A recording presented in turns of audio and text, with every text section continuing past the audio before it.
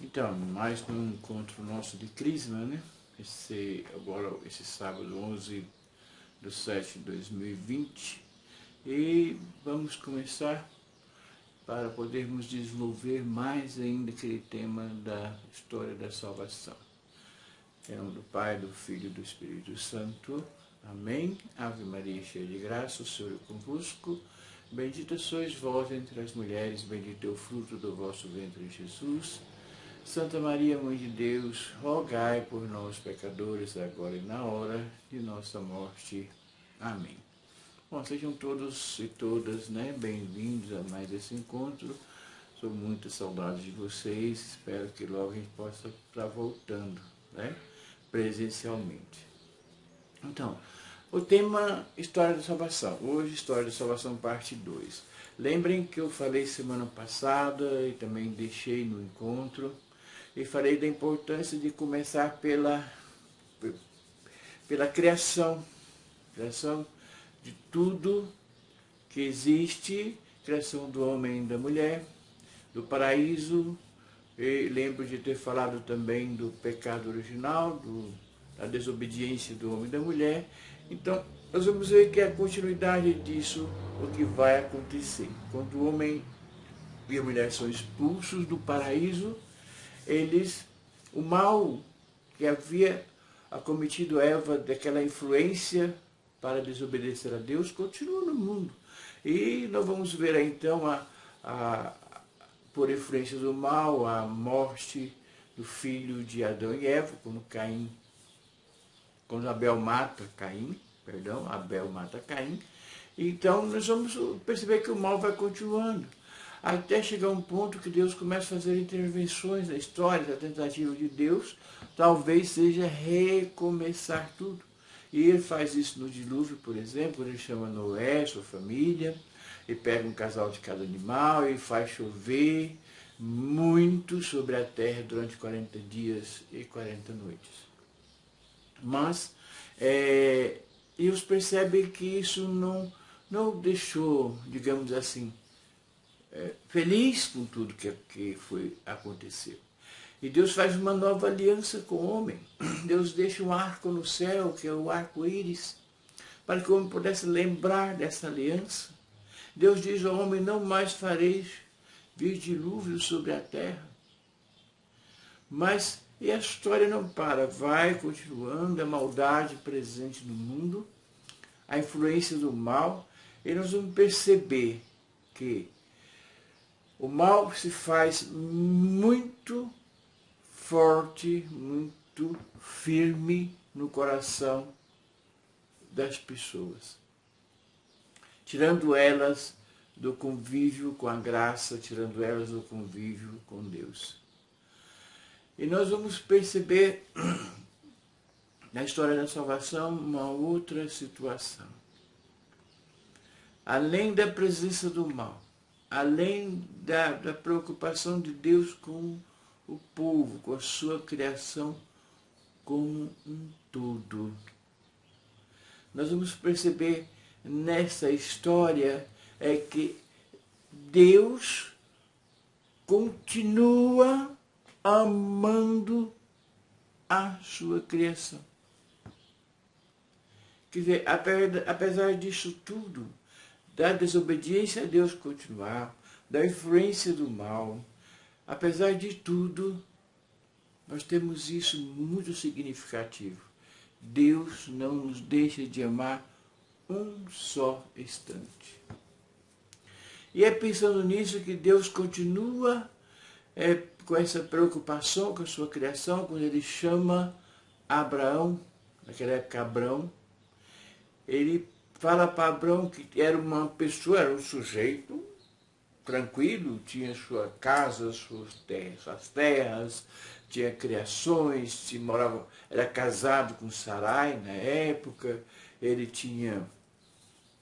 morava com ele toda a sua família, era relativamente tranquilo, e Deus, quando chama Abrão para obedecer a Deus, Abrão sai de toda essa tranquilidade. Porque ele obedece firmemente a esse Deus. E nós vamos perceber nesse momento que Deus não tem um nome específico quando ele se apresenta a Abrão. Vamos perceber que até então, todos os deuses apresentados, o que existia, os deuses que existem até hoje, têm um nome. Nós vamos perceber na mitologia antiga, né, dos povos que cultuavam a vários deuses, era normal que os deuses tivessem um nome. Mas esse Deus que se apresenta a Abrão é um Deus diferente, é um Deus da promessa. Eu quero que você venda, ou seja, se desfaça das suas terras, junte sua família, vá para a terra que eu vou te indicar, Canaã, a terra prometida. Enfim, é um Deus que faz promessas a Abraão. É um Deus da promessa, um Deus que não tem um nome específico, mas que é um Deus da verdade. É um Deus que tudo criou e que tudo cria até hoje. Então nós vamos perceber nesse Deus, nessa presença desse Deus, esse amor que não passa, esse amor que só cresce. É por isso que ele chama Abrão, e Abrão pega Sarai e sua família e vai para Canaã. E chegando em Canaã, só que Abrão não fica em Canaã. Não fica. Ele já depara com dificuldade na terra, com o povo que lá já estava. E ele então faz o quê? Ele desce para o Egito, com Sarai, sua esposa, lembrando que os dois nessa época ainda eram novos. Ele desce para o Egito, e o povo que estava já em Canaã e sua família o acompanham. E ele fica vários anos no Egito. E ele sai do Egito para voltar para Canaã. Aconteceu várias coisas. Por essa pequena desobediência, Abrão, porque a vontade de Deus era que ele ficasse em Canaã, ele vai para o Egito. Essa pequena desobediência de Abrão o acomete de vários sentimentos. Chegando no Egito, ele tem medo. Medo porque a fama de Faraó do Egito era muito grande. Daquele que, se gostasse de uma mulher, ele a tomava para si. E Sarai era uma mulher muito bonita, a esposa de Abrão. Então ele combina com ela. Isso não é invenção do tio Sam, não. Está lá na Bíblia, lá. Vamos lá procurar Êxodo, Gênesis e Êxodo, e vamos ler. Então, o que acontece? Ele fala para Sarai, vamos dizer que somos irmãos. E sem saber que eram casados, Faraó toma Sarai então e leva para si, para o convívio com as outras esposas, e ali com Sarai ele mantém uma vida conjugal. Só que depois, vários anos depois, ele descobre. E Faraó chama Abrão e disse a Abrão, olha, se tivesse me dito que era tua esposa, eu não a teria tomado para mim. Então, decepcionado, envergonhado diante de Deus, Abrão volta para Canaã, mas com Sarai, sua esposa, ele, diante de Deus, muda de nome, ela passa a se chamar Sara, e ele é Abraão, não é mais Abrão, é Abraão. É o primeiro patriarca. E voltando para Canaã, né, o seu filho Isaque e o filho de Isaque, Jacó, dá continuidade à missão, à promessa que Deus fez a Abraão. Então é toda uma história que se passa em Canaã com a volta de Abraão. Mas o que acontece que nos interessa muito nesse encontro de hoje? O povo fica no Egito. O povo fica no Egito. E esse povo que fica, esse povo hebreu começa a ser escravizado por Faraó. Se tornam escravos no Egito, subjugados. sem direito a desenvolver o próprio pensamento. Isso passa vários e muitos anos. E o povo foi só aumentando, até que diante de tanta injustiça, de tanta maldade, o povo clama a Deus por uma libertação. E Deus então chama outra pessoa, outro personagem importante na história da salvação, que é Moisés. Mas vamos entender um pouquinho quem é Moisés. Moisés era a criancinha que foi colocada num cesto e jogada à própria sorte no rio Nilo, né, para sua morte. E o que acontece? A presença de Deus já se faz no pequeno Moisés, porque ele é salvo pela serviçal da esposa de Faraó. E a esposa de Faraó se encanta com o menino, e Moisés é criado na nobreza, entre os nobres. Moisés é criado como filho de Faraó, como príncipe do Egito. Só que depois de adulto, Moisés descobre a sua origem, que na verdade a sua origem é com o povo hebreu, é de Israel, do povo escravo. Descobre tudo sobre si e ele volta então a conviver com o povo, com o seu povo.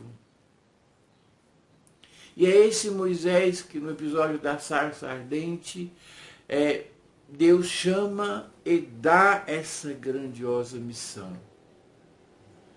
E Moisés, espantado, até diz a Deus: como vou fazer isso, Senhor?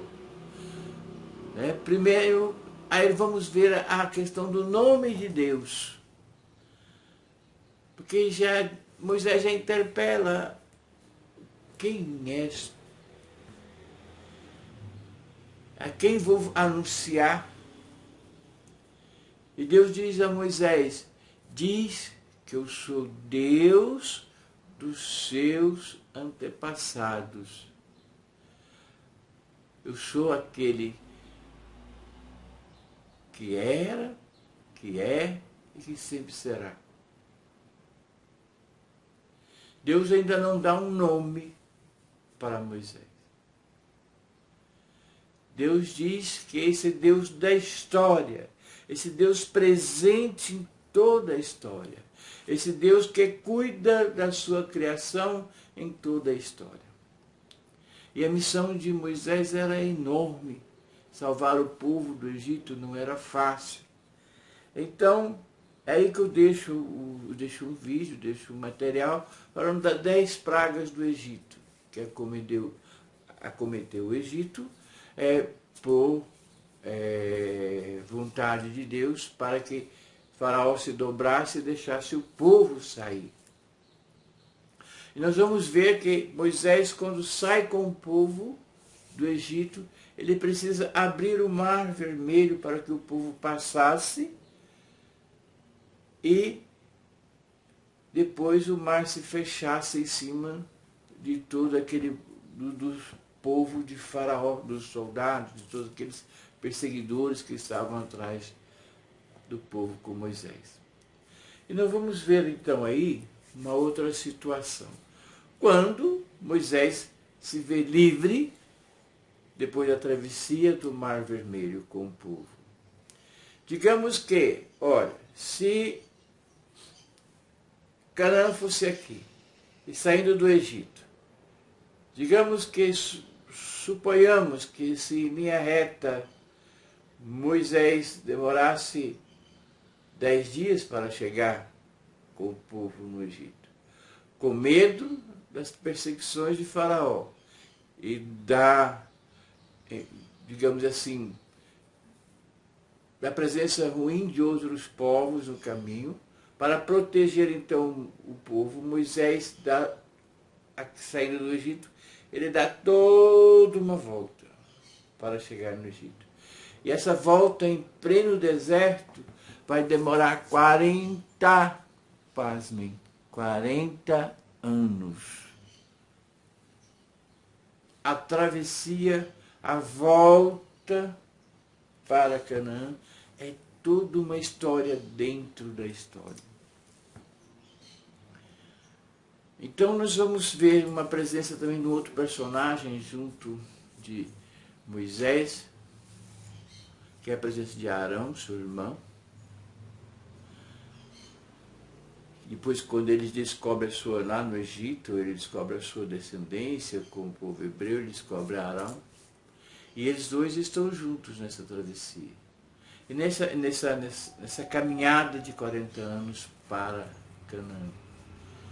E nós vamos perceber que nessa caminhada muitas coisas acontecem, o povo tem fome, Deus manda o maná, o pão caído do céu, e o povo desacredita, e Deus chama Moisés, e pelo poder de Deus investido em Moisés, o povo volta a acreditar. E Moisés recebe nesse deserto os 10 mandamentos. Enfim, muita coisa acontece. Eu peço também uma atenção especial em Êxodo, para essa caminhada do povo no deserto. Tem até uma musiquinha, né, antiga, mas diz assim: também sou teu povo, Senhor, estou nesta estrada. Então, se a gente for entender que hoje somos esse povo, e que também estamos caminhando e temos nossos desertos, e que nossas influências do mal, nossas desesperanças, nossa falta de fé, e que muitas vezes, por perder essa esperança, nós temos o amor de Deus que nos resgata. Quando lembramos a Ele em nosso coração, também somos teu povo, Senhor. Estamos nesta estrada. Moisés não chega em Canaã, não chega. Moisés não chega, ele morre antes. E quem assume o seu lugar e conduz o povo na entrada de Canaã é Arão. Lembra que já falei de Arão? E uma vez, lá já tem várias outras pessoas em Canaã. O povo se depara com pensamentos, com ideias diferentes. Continuando aí falando sobre reinado, o reinado acontece quando o povo está muito fragilizado, né? Esse povo está sob influência. E então Deus percebe que a importância de o povo ser governado naquele momento. Então, o primeiro rei que surgiu, que Deus unge para o seu povo, é Saul. Tem gente que se engana, que acha que a importância que teve o rei Davi, que o rei Davi foi o primeiro reinado. Não foi, foi Saul. Né? E Saul se torna um rei muito ambicioso. Né? E ele tenta romper tradições, ele tenta mudar muito a situação do povo. E ao segundo reinado foi com Davi. Aí sim Deus unge Davi, né? O povo tem suas pretensões confirmadas. Davi vem e dá toda aquela certeza para o povo, que as coisas aconteceriam conforme a vontade do povo. Então Davi se importa muito por o seu chamado ter sido de uma forma muito importante. Davi se faz esse reinado muito importante para o povo de Deus. Já depois nós temos o rei Salomão, que é filho de Davi. Enfim, eu vou deixando o texto para vocês lerem com calma sobre reinado. Né? Esse texto ele vai também falar dos profetas, a importância que Deus acha de estar colocando profetas entre o povo, porque vai surgindo injustiças. Às vezes o povo começa a sofrer por causa do mau governo, da influência desses reis. Então Deus chama profetas, né, para poder fazer essa ligação entre o povo e Deus. Profetas que vão falar sobre muito combater muitas injustiças, profetas que vão estar sempre do lado do povo e do lado de Deus, ou seja, do lado de Deus e do lado do povo, né? Esse tem uma presença muito forte diante do reinado. E uma parte importante, que é a ultimazinha do texto de hoje, não é um texto muito grande, eu queria que vocês refletissem, lessem e refletissem muito sobre o exílio da Babilônia. Aí nós vamos ter já uma introdução boa para a divisão do reino. Lembra que eu falei que o reino se organizaram em 12 tribos, né? E como que está já então reorganizado esse reino, né, com o exílio, com toda aquela situação de invasão do reino pelos assírios. Então, é isso, essa segunda parte de hoje, né? Eu deixo também, além do vídeo aí meu para vocês, eu deixo 3 perguntinhas no final do encontro, né, que é sobre a questão da primeira praga lançada no Egito, qual foi ela, falar um pouco sobre ela, em que capítulo do Êxodo do povo de Israel atravessa o Mar Vermelho. Isso aí é bíblico, é só dar uma olhada boa. Explique a travessia do Mar Vermelho. Agora você vai explicar, né? O que você entendeu, como você viu a ação de Deus, como que era essa pessoa de Deus na travessia do Mar Vermelho. O que aconteceu lá? Deus salva seu povo, mas tem um povo de Faraó também, que morre quando o mar se fecha sobre eles. E o povo de Faraó também não era povo de Deus. Enfim, vamos tentar entender mais, mas eu preciso ouvir o pensamento de vocês, o entendimento de vocês sobre a história da salvação. Amém? Nós vamos ficando por aqui hoje, né? E o próximo sábado a gente continua, História da Salvação, parte 3. Então ele vai desenvolver mais um pouco essa história. História nossa, história do povo de Deus, somos também esse povo, né? Também somos seu povo, Senhor. Lembra da musiquinha? Então vamos nos colocando o nosso coração sempre mais aberto para entender. Ok? Eu tive uma sugestão essa semana no WhatsApp de uma das crismandas, até ficou de me mandar um áudio para a gente entender mais um pouquinho sobre aquele aplicativo do Zoom, para a gente fazer, de repente, fazer um encontro ou conversarmos um pouco online, ao vivo, né? Todo mundo junto, divididos na mesma tela. Mas eu vou estar vendo, estou aguardando ela me mandar esse áudio, né? Mais um pouco explicativo sobre o aplicativo do Zoom. Mas se vocês puderem já ir baixando o aplicativo no celular de vocês, o Zoom, tá? A gente vai em breve, então, fazer essa modalidade de encontros, né? Vamos usar assim mais presencial, mesmo online, né? Mesmo online, mas vai estar ao vivo, né? Vamos escolher um horário para a gente entrar ao vivo e a gente vai estar conversando, vou estar vendo vocês, ver como é que vocês estão e vendo a participação de vocês nos encontros. Amém? Fiquem com Deus, né? Novamente, no final desse encontro, eu peço, Senhor Deus Pai Todo-Poderoso, o Senhor que sempre cuidou de vossa criação, Pai, cuida de todos nós, das famílias de todos nós, proteja-nos e brinda-nos sobre, em questão desse vírus, dessa pandemia, desse novo coronavírus, salva-nos, ó Pai, e nos conduz sempre ao vosso amor. Pai nosso que estais no céu, santificado seja o vosso nome, venha a nós o vosso reino, seja feita a vossa vontade, assim na terra como no céu. O pão nosso de cada dia nos dai hoje, perdoai as nossas ofensas, assim como nós perdoamos a quem nos tem ofendido, e não nos deixeis cair em tentação, mas livrai-nos do mal. Amém. Fiquem com Deus, Deus abençoe profundamente todos vocês. Não desistam, não percam a esperança, não percam a fé. Nós vamos voltar e Deus está conosco. Deus está com vocês, com cada um de nós. Em nome do Pai, do Filho e do Espírito Santo. Amém.